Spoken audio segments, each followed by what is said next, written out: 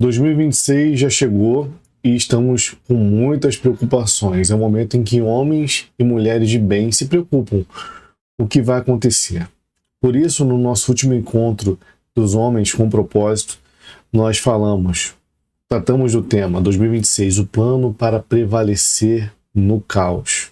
E por que 2026 promete ser tão turbulento? Nós estamos vivendo um momento em que temos guerras e ameaças entre nações, violência nas ruas, sensação de insegurança aqui no Brasil e em todo o mundo, instabilidade política, ano de eleição, economia oscilando, medo de perder a renda e a entrada de novas tecnologias que já está crescendo de forma exponencial. E aí nós nos perguntamos em qual dessas áreas o seu coração mais se agita quando pensa em 2026.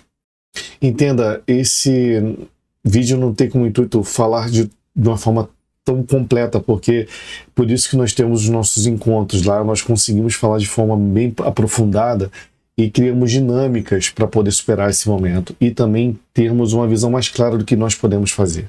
Quantos relacionamentos foram perdidos nos últimos anos por conta de eleição, né? Por conta de conflitos de partidos políticos?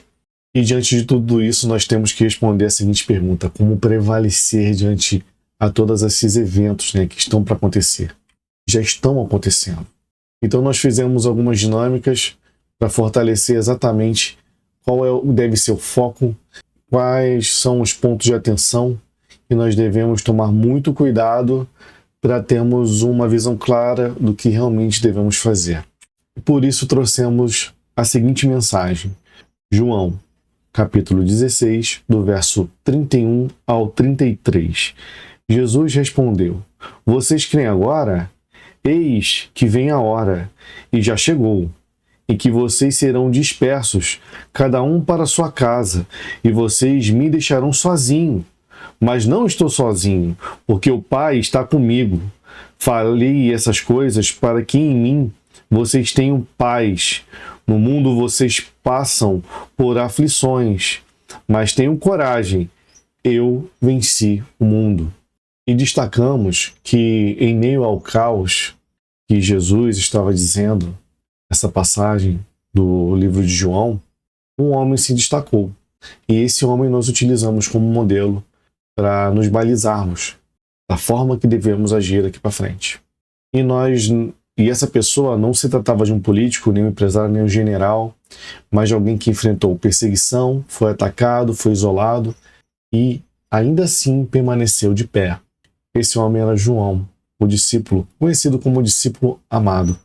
Mais do que um nome em uma página, era um pescador simples, comum, chamado por Jesus para caminhar de perto. E por que nós escolhemos ele como modelo para tratar desse assunto? Por conta do que aconteceu com ele.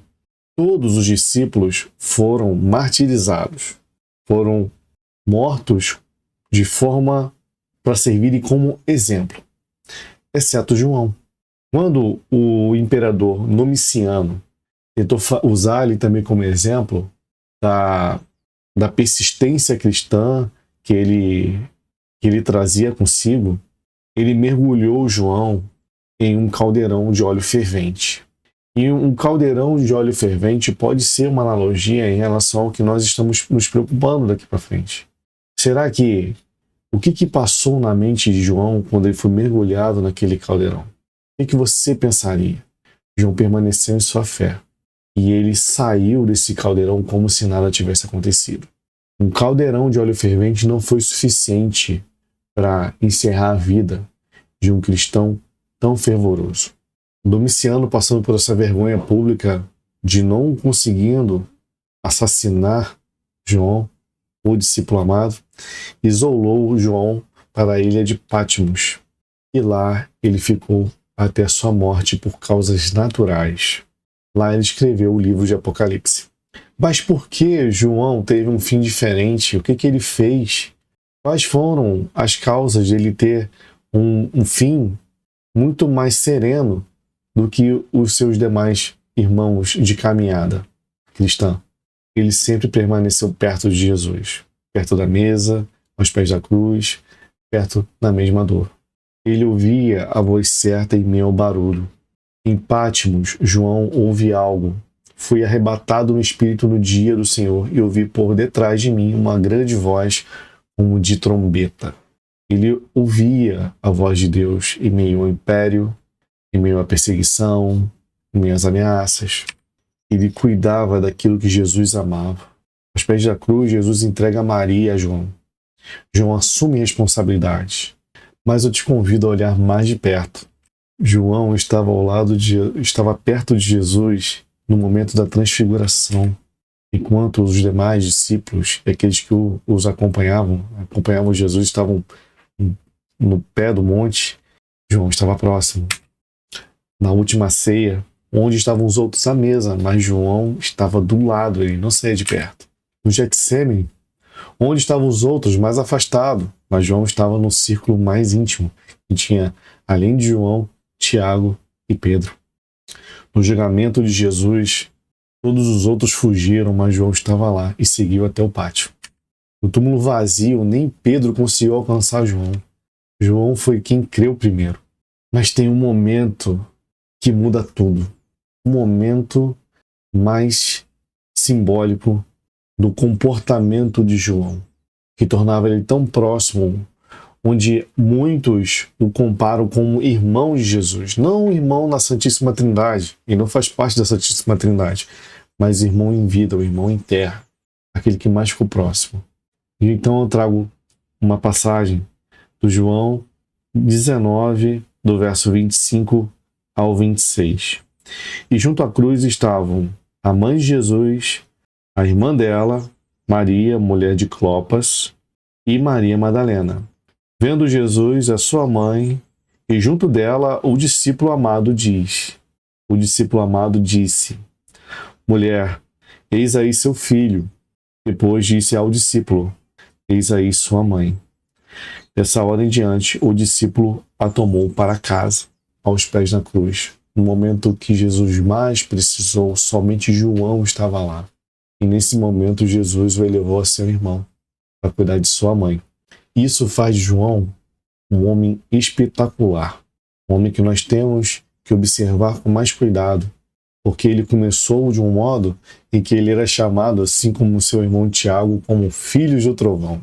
Mas no final, na caminhada de Jesus aqui na terra, até a crucificação, João se transformou numa pessoa completamente diferente.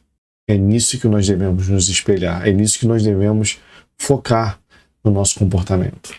Então nós apresentamos alguns planos simples, que envolvem um tempo diário com a palavra, a escolha de quem vai caminhar com você, posicionar-se em paz, mesmo em meio a discussões, a tensões, principalmente as políticas.